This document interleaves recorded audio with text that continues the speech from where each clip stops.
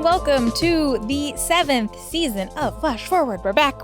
I'm Rose, and I'm your host. Flash Forward is a show about the future. Every episode, we take on a specific possible or not so possible future scenario. We always start the show with a little field trip into the future to kind of check out what's going on. And then we teleport back to today to talk to experts about how that world that we just heard might really go down. Got it? Great. Just a quick note, this episode discusses drug and alcohol abuse. That part starts at about 35 minutes in. Okay, this episode we are starting in the year 2033.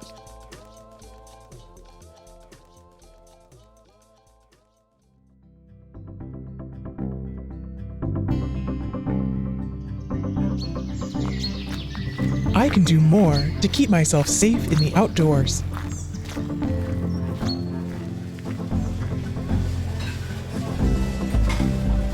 I can try almost anything, no matter how unusual.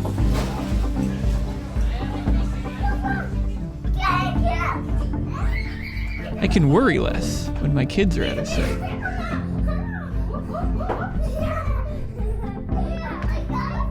Mithrada is a one-of-a-kind customizable injection that works against nature's toxins.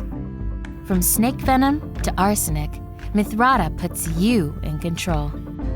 Simply ask your doctor for a personalized consult, and Mithrada technicians will formulate a vaccine to protect you against the poisons, venoms, and toxins you and your family might be exposed to. At work, at home, and in the outdoors, you can move through the world safely with Mithrada. Mithrada does not replace anti-venom.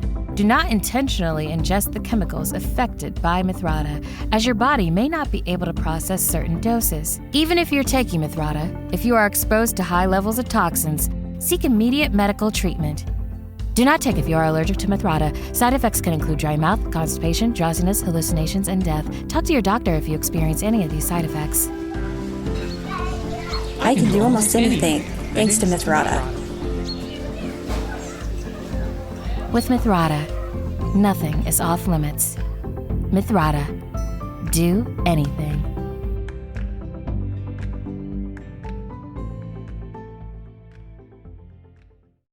Okay, so today we are talking about poison and venom and toxins and all of the stuff that can kill you out there. So here's what happened. I was trawling through my big list of scientific publications that I like to read up on, and I came across a headline that read, quote, "Snakes evolve a magnetic way to be resistant to venom." And I could not scroll past that without clicking, so I read all about it, and I learned about how some snakes are immune to the neurotoxins of other snakes. And in fact, there are actually a bunch of ways that this kind of immunity can happen in snakes and in other animals, which of course made me want to learn more about venoms and poisons and whether or not humans could at any point develop this same kind of immunity. Because if we could, that would be huge. According to the World Health Organization, every year about 5 million people are bitten by snakes. About 2 million of those people develop illnesses after those bites, and over 100,000 people die. Antivenom is needed the most by the people who can afford it the least. It's the classic poverty trap, where like in Australia, despite the Australian Tourism Board virtually using Australian venomous animals as marketing, everything wants to kill you. Even this cute little tiny mammal here wants to kill you, it just can't. Australia, everything wants to kill you here. The annual death toll in Australia is what happens about every 10 minutes in India every day, year in, year out. This is Dr. Brian Fry, a biochemist at the University of Queensland, and he says that even those who survive these snake bites are often left with chronic disabilities, amputations, damaged kidneys, and more. A couple of years ago, the World Health Organization tried to calculate the socioeconomic burden of snake bites in places like Sri Lanka, and they found that the impact of snakebite was on par with things like dengue. You have entire family groups being plunged into abject poverty because your typical antivenom requires refrigeration. Well, if you're out in a Gumbe in the Western Ghats of India, power supply is intermittent at best. So antivenom is going to be stocked in the major cities with constant power supplies, so people may be hours or even days away. And on top of all of that, snakebite research has been largely neglected. In fact, in 2009, the World Health Organization added snakebite to its list of neglected tropical diseases. In 2010, the medical journal The Lancet published a piece arguing that, quote, "The burden of human suffering caused by snakebite remains unrecognized, invisible, and unheard by the global public health community, forgotten by development agencies and governments alike."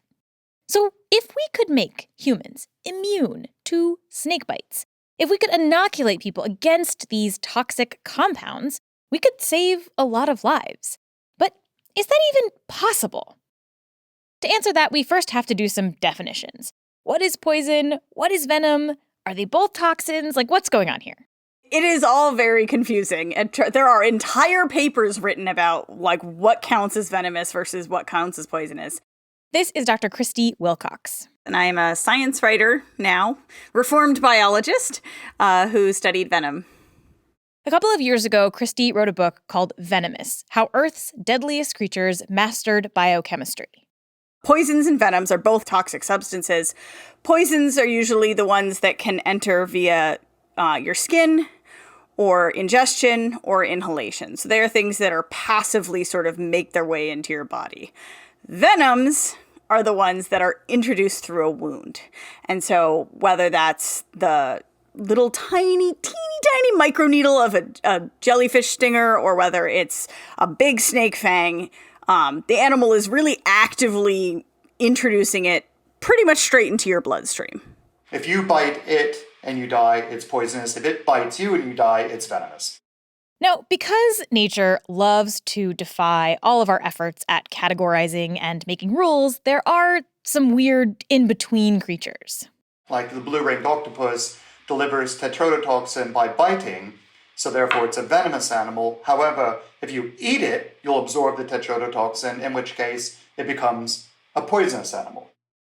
Now, you might have heard that you can drink snake venom because snake venom is only dangerous if it gets into your bloodstream. And this is true in theory for some snake venoms, with a very large asterisk. You can drink, all the venom you want, like the, toothless idiot showing off at rattlesnake roundups, but if they happen to have a bleeding gum or an ulcer, then the venom can enter. But how would you know that you don't have an entry point? Like, how would you be confident of that? Well, there's one extremely efficient way of finding out.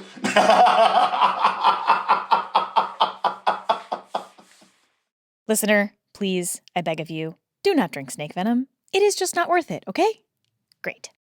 So one of the reasons that venom and poison are so interesting to biologists, aside from being dangerous and cool, is that they actually provide a really amazing look at evolution.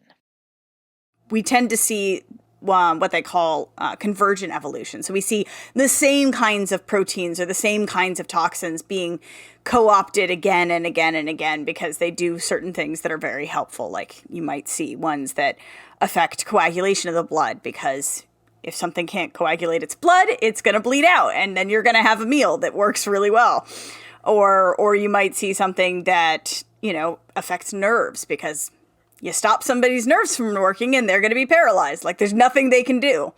And so you see this convergent evolution happening over and over again. And it gives scientists this opportunity to sort of peel back the curtain and look at how that kind of trait evolves. Venom and poison have both evolved in so many different ways, in so many different creatures. There's even evidence for venomous dinosaurs, with hollow cobra-like teeth that were suspected to be specialist predators on some of the early birds.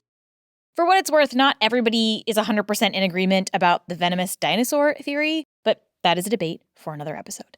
Today, there are venomous jellyfish and sea urchins and even venomous regular fish. The most pain that I've ever been in was my first stingray envenomation, which was a really big ray that put its barb straight into the meaty part of my thigh all the way down to the bone. They are mind-blowingly painful, which fits with the fact that they're trying to defend themselves against things like tiger sharks or killer whales. There are also venomous mammals. The slow loris, which you may have seen in videos on the internet, is venomous. There is also a venomous shrew that lives in Siberia. Platypuses, platypi, don't know the plural of that. They are venomous. But just because all of these different creatures evolved venoms and poisons doesn't mean that all snakes or poison dart frogs or stingrays have the same kind of poisons or venoms. In fact, there is a huge variety in the different types of compounds that these creatures use. And one thing that totally blew my mind is that there can even be variation between two individuals that are actually the same species. We're doing a lot of work with the southern Pacific rattlesnake outside of Los Angeles, where if you look at the venom of the snakes down near the desert floor, where when they bite like a kangaroo mouse, they have the luxury of tracking it for long distances across the sand, so there's not a great chance of prey escape. So they can bite, release, and then just let it die at its leisure and scent trail and follow it. But if you go up to the top of the San Jacinto Mountains, basically just driving 2.5 hours of virtually straight up at the snakes that have specialized for living on the ridges up there, all these granite boulders with deep cracks, so there's a high chance of prey escape. And that selection pressure has meant that they have a completely different venom than the ones down to lower altitude. In fact, rattlesnake antivenom developed for some types of rattlesnakes might not work as well if you get bit by a different type of rattlesnake. My mate Sean Bush, when he was an ER physician at Loma Linda Hospital, was having patients die in his ER table despite giving them 60 to 70 ampules of antivenom over a 3 to 4 hour period, which is an insane amount of antivenom, and he might as well have been running water in for all it did. Now, one thing that you may have heard that I actually thought was true until I talked to Brian is this idea that baby snakes are more dangerous than adult snakes. I had always learned that adult snakes will do sort of dummy strikes where they don't waste their precious venom if they can kind of scare you away without it. Venom takes a lot of energy and resources for an animal to make, so they don't want to waste it. But baby snakes, the story goes, haven't figured that out yet, so they are more likely to actually envenomate you. It turns out that that is not true. Total myth. And nor is their venom necessarily more potent. The venom, however, can be completely different. Like in Australia, we have a problem with the brown snakes because the adults are specialists on mammals, so their venom is specific for causing blood clots. They turn the blood system on, and so they immobilize their prey by causing stroke. The babies, however, are specialists on lizards. So their venom is neurotoxic. So the antivenom made using the venom of the adults doesn't work against the venom of babies because of that radical difference in venom biochemistry. And this is where we get to kind of the big conundrum of my idea to vaccinate people against snake bites. Because even if we are just talking about snakes, the different compounds and toxins in each snake venom can be really different. Even today, certain antivenoms developed in one place or on one population don't work in other places where the snakes are different. And then also in India, currently all the venom being used for antivenom comes from the Madras Crocodile Park. Madras, or Chennai, is a city on the southeastern coast of India, which means that the antivenom being made there is made using snakes from that area. So the antivenom fails if you go to North India. They've got a big problem.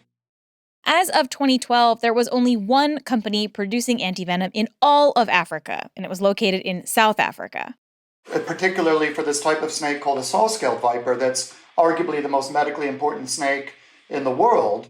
But antivenom is expensive, and again, often the folks who need it most are the ones who can least afford it. So the Indian antivenom manufacturers, without doing any testing, they started selling their antivenoms in Africa. Antivenoms that were already shown to have issues, regional issues within India, saying, you have saw-scaled vipers, we have saw-scaled vipers, let's make a deal. Well, once they started doing that, death rates in Kenya, for example, skyrocketed. Even though the antivenom is from the same species of snake, it doesn't work as well. And yet, these way less effective antivenoms are still sold today, even though studies have shown that they don't really work. But even besides all of the different specialties and regional variations between snakes, There's also this big question of, can humans even develop an immunity to stuff like this? And the answer is, it's complicated. In theory, maybe. It's really a question of amount. So snake venoms, in principle, aren't all that different from, say, a virus or a bacterium, at least in the way that your body responds to them.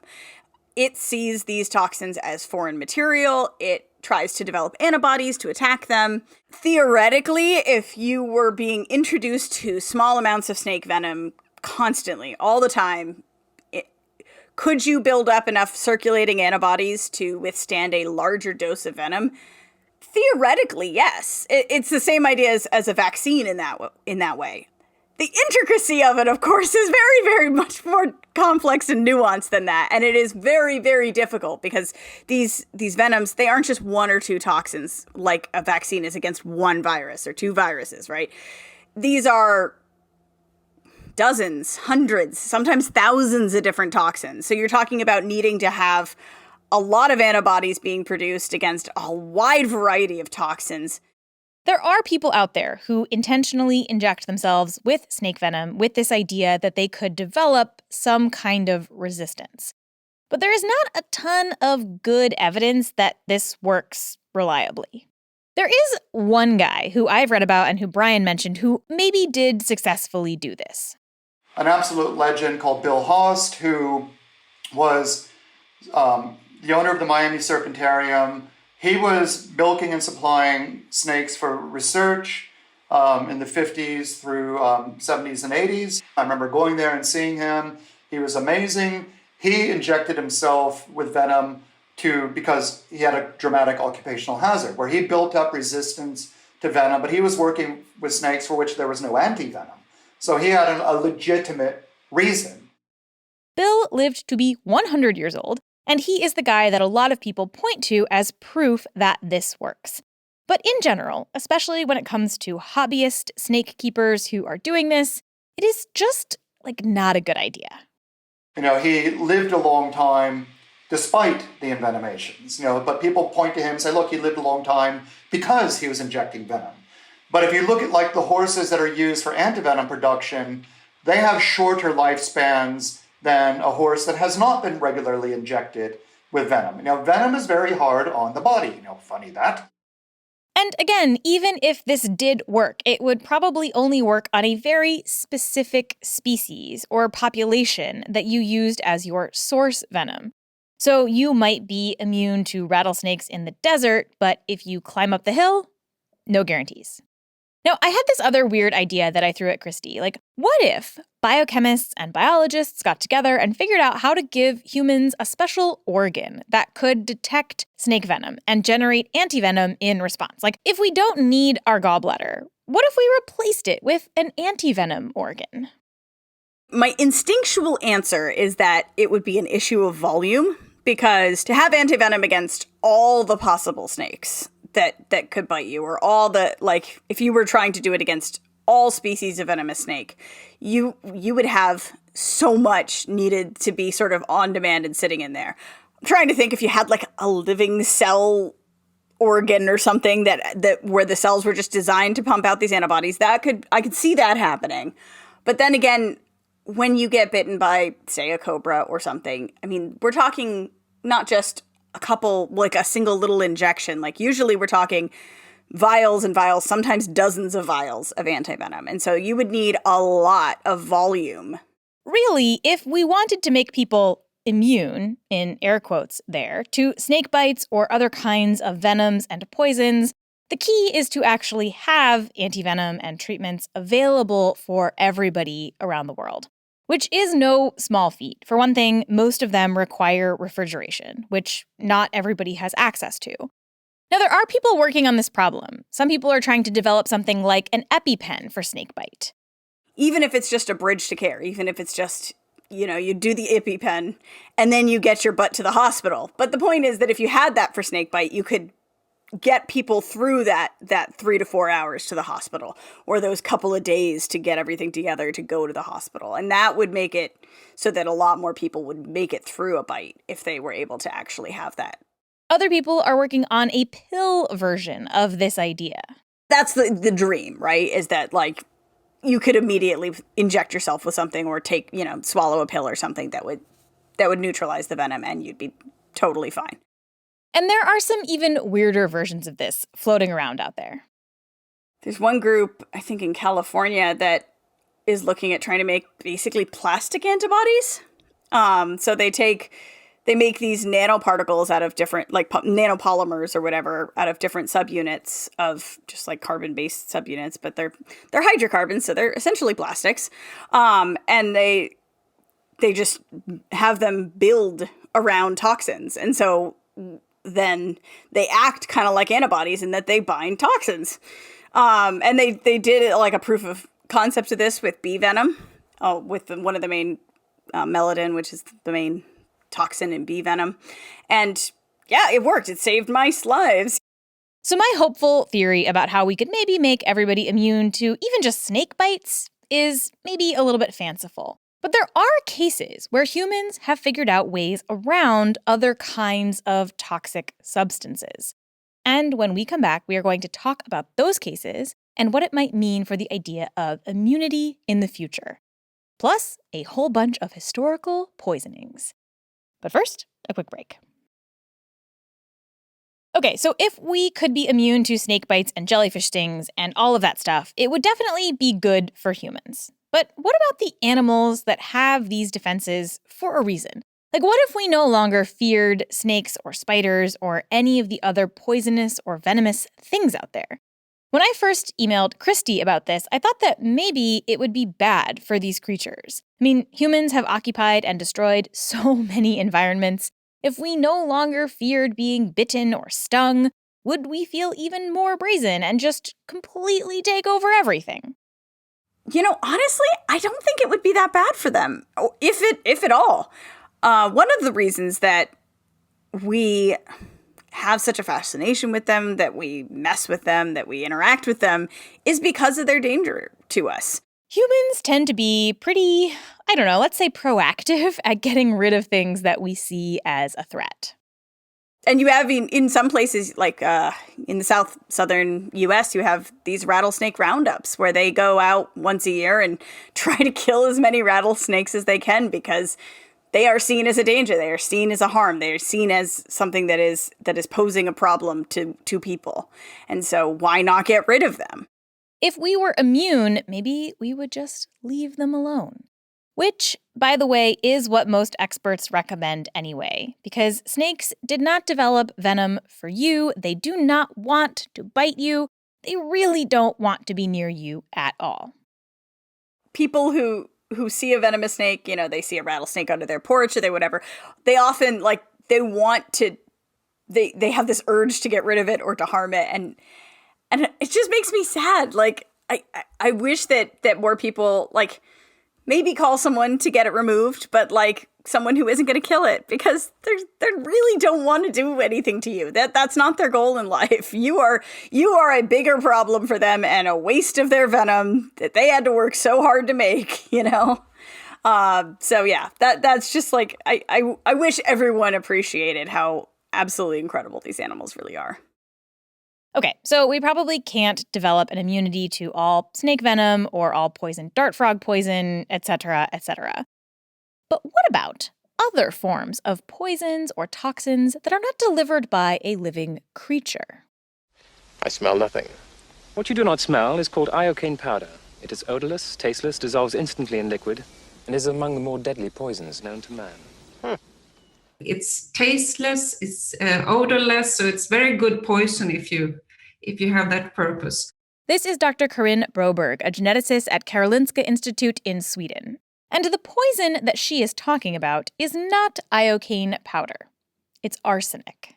And it has been used as a poison throughout history. One of the Swedish kings, for example, in the 16th century, was killed with arsenic in the pea soup.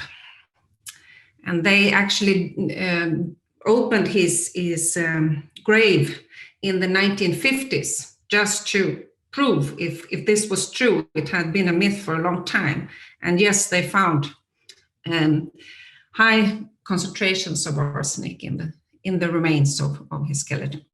Arsenic occurs naturally on Earth, and it's sort of the perfect poison to use to kill someone because it can act really slowly. And a lot of the symptoms of arsenic poisoning, things like vomiting and diarrhea, can be caused by lots of stuff. So if you want to kill someone on an extended timeline and have plausible deniability, arsenic is a great choice. Now, I am about to tell you some stories about arsenic poisoning, but I should say that a lot of the stories that exist out there are, let's say, disputed by historians. So, for example, you will often read in stories that arsenic was first isolated by an alchemist named Jabir ibn Hayyan in the early 1800s. But if you look into this, historians actually say that they are not totally sure that Jabir ibn Hayyan was a single person. There's this thing called the Jabirian corpus, which is a huge compilation of texts about chemistry, alchemy, numerology, philosophy, mechanics, pharmacology, and more. But whether one single person actually wrote all of those texts is still unclear. But regardless of whether Jabir ibn Hayyan was one man or a group of people or whatever it is, historians do think that by the 1400s, people were using arsenic to poison each other pretty regularly. When you fast forward to the 17th century, arsenic was so commonly used to take out wealthy rivals and members of the French bourgeoisie that they actually started calling it inheritance powder. There was even a fortune teller named Catherine Deschaise, or La Voisin, who sold a mixture of arsenic, belladonna, aconite, and opium to French noblewomen who wanted to off their terrible husbands. La Voisin was at the center of a whole tribunal set up by King Louis XIV, who was like, okay, this poisoning stuff has gone too far, we have to end this. By the end of the tribunal, 36 people were sentenced to death, and La Voisin was burned at the stake. Although, I really think, if you're gonna kill her for poisoning people, probably should poison her, right? I don't know, that's just me. Anyway, there are so many weird and cool arsenic poisoning stories to talk about, and we won't go through them all here, but I'm gonna talk about a bunch more of them on the bonus podcast this week, including a Roman woman named Julia Tofana, whose arsenic poison was behind the death of 600 people, including 2 popes. If you want to get that bonus podcast, you can become a supporter either on Patreon or as a member of the Time Traveler Club. You can learn more about those things at flashforwardpod.com/support. The point of all of this is that powerful people have feared being poisoned for a long time. And there is even a probably apocryphal story about immunity to poison. This one goes back about 2,000 years to a kingdom called Pontus, which was located where Turkey is now. Pontus was ruled at the time by King Mithridates, and Mithridates was terrified of being poisoned. And this was not, in fact, an irrational fear. His mother had indeed poisoned his father. But Mithridates was like, not me. You are not going to get me with the poison. And he spent years trying to build up a tolerance to various poisons and toxins by consuming tiny amounts of them over time. He was so obsessed with this that he's now known as the Poison King, and this idea that you could build up immunity with this method is actually called Mithridatism. Now, the twist of this story, and I should say that this is possibly more of a tale than what really happened in actual history, but the story goes that when the Romans invaded Pontus and it became clear to Mithridates that his side was going to lose, he tried to poison himself before he could be killed by his enemies. But of course, it did not work because he had spent all of this time building up immunity, and he had to ask one of his soldiers to kill him instead. Okay, enough history. Can you actually develop a resistance to poison like this? The answer is, it's complicated, but possibly yes. However, most likely not in the way that Mithridates did. You actually need a little bit of help from evolution, too. You find all kinds of metals in the Andes. There's a lot of mining there because you can find gold, silver, etc. But there's also arsenic into the drinking water. Not in every place, but in some places. The amount of arsenic in the water in the Andes isn't high enough to just kill you outright. But even smaller doses over long periods of time can be really bad for you. Arsenic can do a lot of things. So it's one of the most potent carcinogens. It causes cancer, several different types of cancer.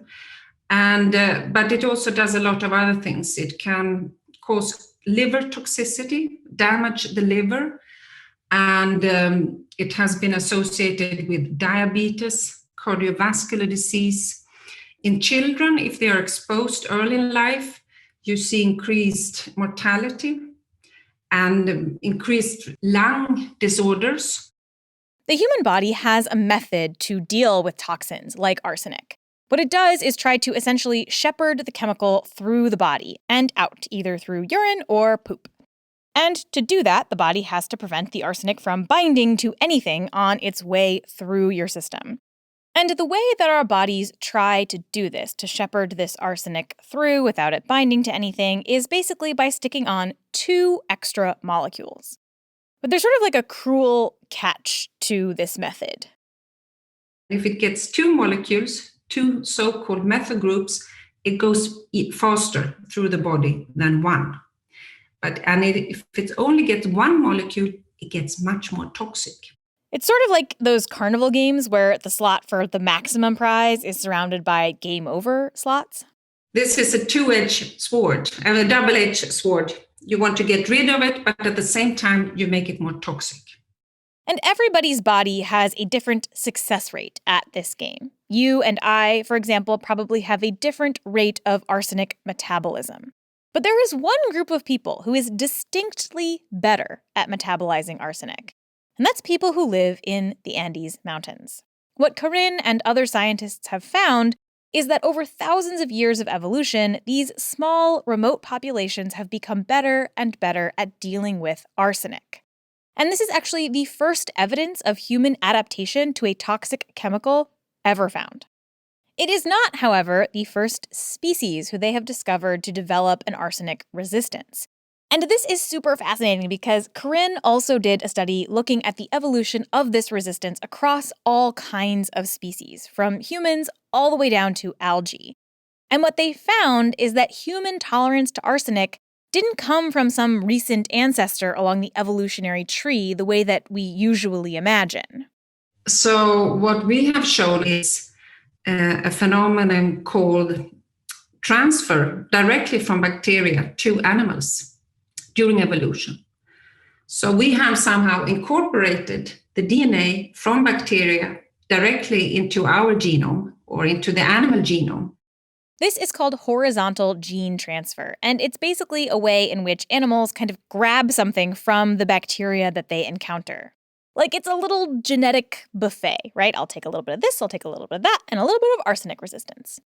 Now, it's important to say that these folks in the Andes are not immune to arsenic. They can and do still suffer from the negative impacts of the compound in their water. And Corinne says that some people have taken their results to mean that these communities don't need clean water at all. They used our study as an argument for not treating the water because they said that you are immune. So I was very sad about this because that was not what we said, but it was misused. It's really important that we make sure that these folks have safe drinking water, especially as climate change makes their water supplies even more tenuous.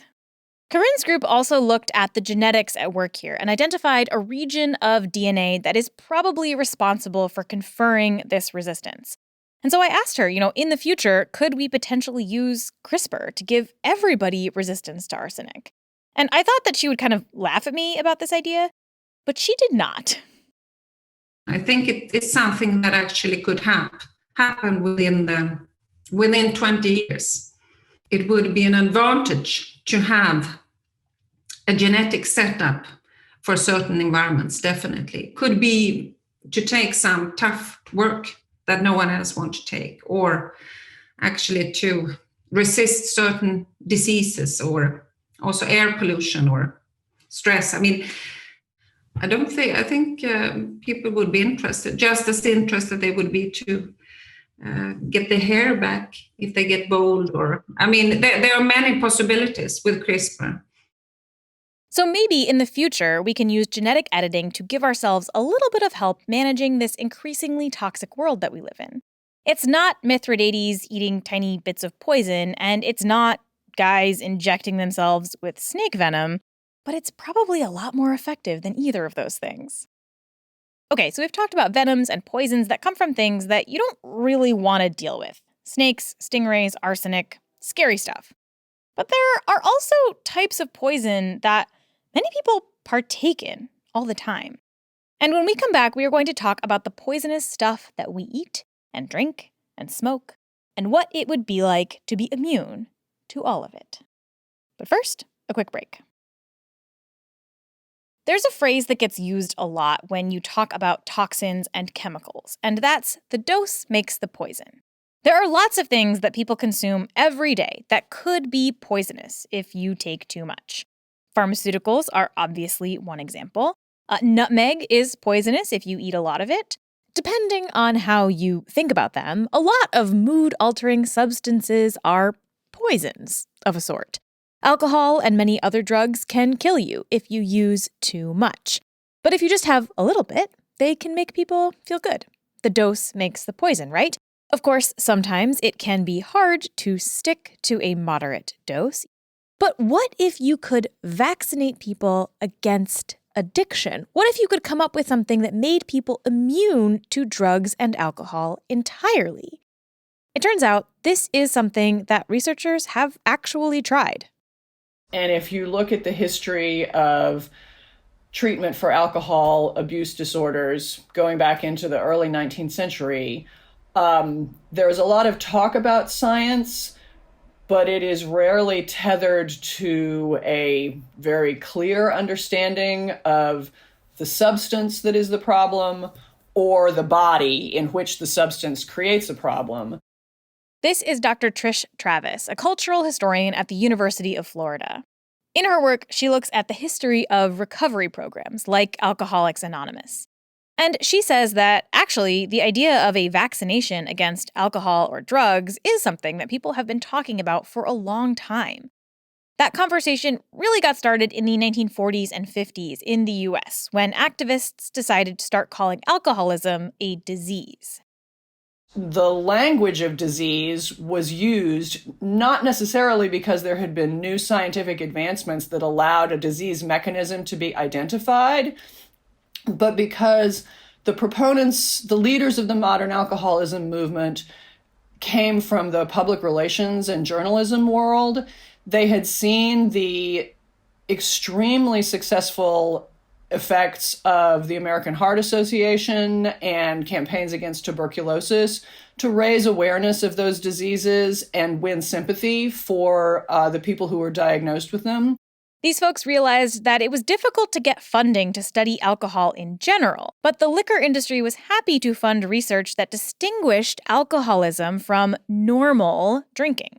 Today, we still use the word disease to refer to alcohol and drug use, and that language does have a use. It has helped normalize the idea that alcoholics aren't fundamentally bad people and that there may be causes of their drinking beyond their personal control. But it also suggests that scientists actually know a lot more about this disease than maybe they really do. So this shift in the 90s, particularly at the National Institutes of Drug Abuse, NIDA, has been good in a way because it's been an attempt to figure out what are these substances actually doing to people's brains that make them so difficult to put down. Let's figure that out. That's a science question. Let's study the brain. Let's study the chemicals in the brain. Let's study the physics in the brain to figure out what's happening here. So we'll go to the center of the problem. The brain is the center of the problem. And once we can just figure out the brain science of addiction, we can just get into that brain and fix it. Now, these researchers did recognize that it probably wasn't just brain chemistry that was causing addiction, but they forged ahead anyway. And we just sort of left all that other stuff to well, that'll take care of itself as soon as we get this vaccine. We're going to create a shot, which is going to make you not want to get high anymore. There actually was indeed a vaccine against morphine developed in the 1970s and tested on humans by a group of Iranian researchers in 1999. And scientists have developed a vaccine against methamphetamine that worked in rats, and they are developing a version that could potentially be tested in human clinical trials at some point in the future. These vaccines generally work by muting or totally removing the effects of the drug, So even if you take it, you no longer feel high. There have also been unsuccessful attempts to create vaccines against nicotine and cocaine. But it turns out, despite all the research that has been done, it's not actually clear whether a vaccine could ever work against alcohol or drug addiction. Because we still don't know what causes alcohol and drug addiction. And part of that is because the explanation is not just a medical one. We have talked on this show before about how we, as humans, are not just brains. And our brains are much more complicated than just being dopamine receptors, which is one of the places where much of this drug research has focused. There has been an enormous over-attention to basic brain research and lack of attention to things that we already know cause substance abuse. For example, high rates of stress in childhood and adulthood, lack of meaningful employment, poverty, skewed gender relations. Even if we did have a widely available vaccine for this, it raises some additional ethical questions. Like, how long-term is this immunity? Does it last forever? So far, research suggests that the morphine vaccine, for example, lasts for at least a year, but it could be even longer than that. So if you decide to get one of these vaccines during, say, a straight edge phase in high school, does that mean that you never get to experience drugs and alcohol ever again, even if you want to? Some people genuinely have no interest in any of that stuff, and maybe they would want to take this. Other people do have problems with drug and alcohol abuse, and this might be useful to them. But Trish points out that, again, thinking about this as purely a disease kind of misses some of the important parts of recovery from addiction. In most recovery programs, it's not just about no longer using whatever it is that was causing problems for you. It's also about reconsidering sort of how you got here and trying to repair your life in other ways. The idea in the 12-step world is you practice these steps and it becomes easier to not want to drink because your life improves. And for many people in the program, it improves because, hey, you have friends and you're not wrecking your car and losing your job and ending up in jail. And yeah, guess what? Your life is usually better when you aren't doing those things. And Trish pointed out that while some people might indeed want this vaccine to make them immune to the effects of alcohol or drugs, most people probably would not want it. The idea of a vaccine or a shot of some kind that would keep you from feeling the effects of your drug of choice is troubling to me at an ethical level because removing the sources of pleasure from our lives seems way too convenient for the progress of late capitalism, for example. Would anyone want to take it? Would anyone want to remove this source of pleasure from their lives? Do people want to eliminate the problems associated with excessive drug and alcohol consumption? Absolutely. Does the state have an interest in limiting those problems? Probably, yeah. But do individual people want to sign up to remove a source of pleasure from their lives? I would say no. I would hope not. And it's pretty easy to get dark here, right? To imagine a world where certain people, say lower class workers, are required to take this vaccine while rich people drink their wine and have their fancy, nice cocaine. I would also say that doesn't address what I think is a central issue that in the US especially we're reluctant to talk about, which is that getting high is fun. Oh my God, I'm out there, here I am, university professor endorses drug use, oh my God, there goes my job. People get high because it's pleasurable. And when their lives are crappy, that pleasure is particularly important. If we don't improve upon people's lives in other ways, like making sure everyone has access to healthcare and a place to live, a vaccine against drugs probably won't be very effective. Even if we could make alcohol and drug use less enjoyable, people would probably just find new drugs and new ways to distract themselves from difficult conditions in their lives. And there is another pleasure that we can talk about here, too, in the context of immunity and toxins and poisons and all of the weird stuff that we put into our bodies, and that is food. Over human history, we have bred certain foods to become edible to us. Almonds, for example, were once poisonous, and today they are a delightful snack. Other times, it's about how you prepare the foods. Cashews, if actually eaten raw, are poisonous. There is a delicacy served mainly in Japan called fugu, which is the flesh of a pufferfish. If prepared wrong, it can make you incredibly sick. I've also heard that fugu doesn't actually taste that good. It's all about sort of the risk and edginess of eating it, which is actually pretty disappointing. Aki, a tropical evergreen plant that produces these really lovely fruits, is toxic unless it is fully ripened and prepared correctly. And in some parts of the world, communities eat the seeds of cycads. Well, so cycads a lot of them look like palm trees. They're not related to palms at all. They're actually, it's misleading to call them primitive. They have very, very complex genome, but their ancestors have been around since the Permian period. This is Dr. Mark Bonta, a cultural geographer who studies our relationships with plants. Mark has studied cycad eating in Mexico and Central America, but I also want to note that in this case, there are some really important Mexican collaborators on his team who helped gather a lot of the information that we're going to talk about, including Elvia Tristan Martinez and Dr. Javier Fontanelli Martinez. Cycads are incredibly old and rare.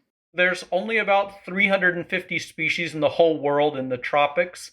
You would have seen one of the species being sold at Walmart, probably, that's been propagated in greenhouses and so forth. In the wild, most of them grow very slowly, and they can live for well over 1,000 years. But they are the world's most endangered group of plants. And they contain a pretty potent neurotoxin. If you don't prepare them correctly, the seeds can kill you. So it's one of the world's most toxic plants. And so you have to, dry the starch, the dry seeds, break them apart and dry them in the sun or leach them in running water. Cultures and communities all over the world have developed methods for neutralizing the toxin in cycads. And one interesting thing is that they don't all do it the same way. In the cultures that I look at in Mexico and Honduras, they use mostly ash from different types of trees, and they boil them in ash. And they'll do this multiple times, and then they have all these complex tests to then they'll figure out at what point that the cycad seeds are ready to eat. So it's a multi-day process. After the seeds are processed, they are usually turned into a flour, like masa, to make tamales or other dishes out of.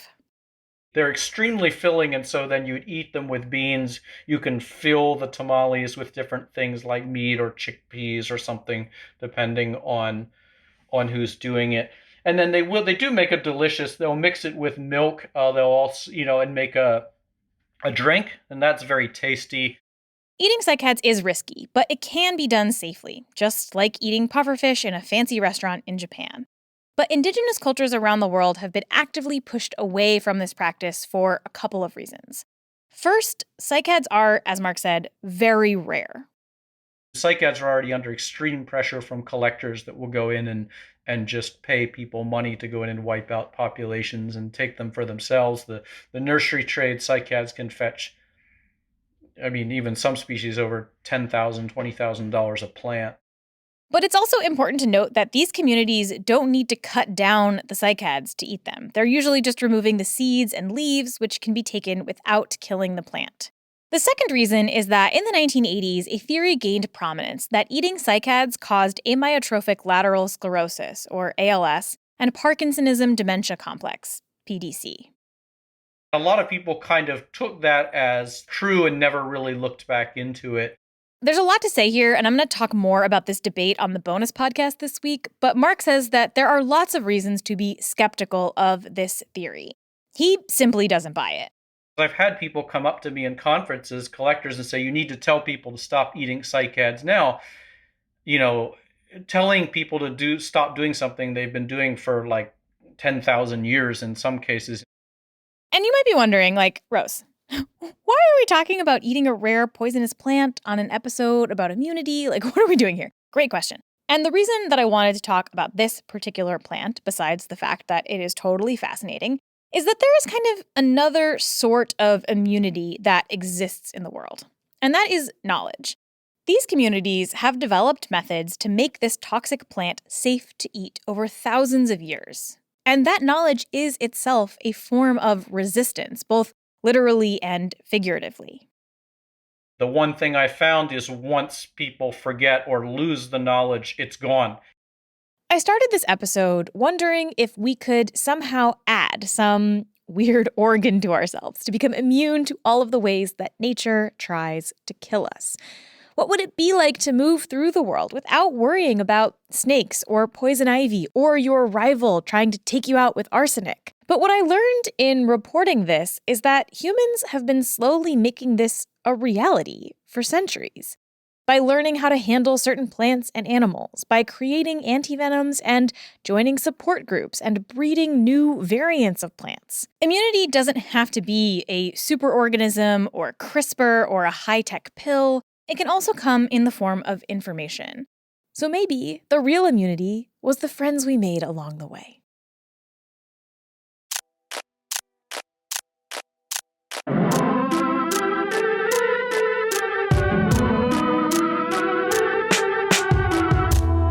Flash Forward is hosted by me, Rose Eveleth, and produced by Julia Linas Goodman. The intro music is by Asura, and the outro music is by Hustleonia. The episode art is by Matt Lubchansky. The voices from the future were provided by Georgia Wyatt, Shara Kirby, and Ace Ratliff.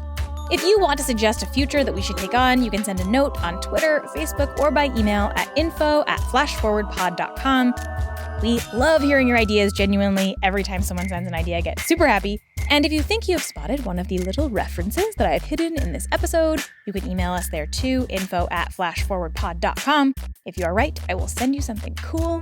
And if you want to discuss this episode or some other episode or just the future in general, you can join the Flash Forward Facebook group. Just search Flash Forward Podcast and ask to join. There will be one question to answer. It is very easy. It just is to confirm that you do, in fact, listen to the show. And if you want to support the show, there are a couple of ways that you can do that as well. Head to flashforwardpod.com/support for more about how to give. If financial giving is not in the cards for you, that's totally cool. You can head to Apple Podcasts and leave a nice review, or just tell your friends about the show. That really genuinely does help. Okay, that's all for this future. Come back next time and we'll travel to a new one.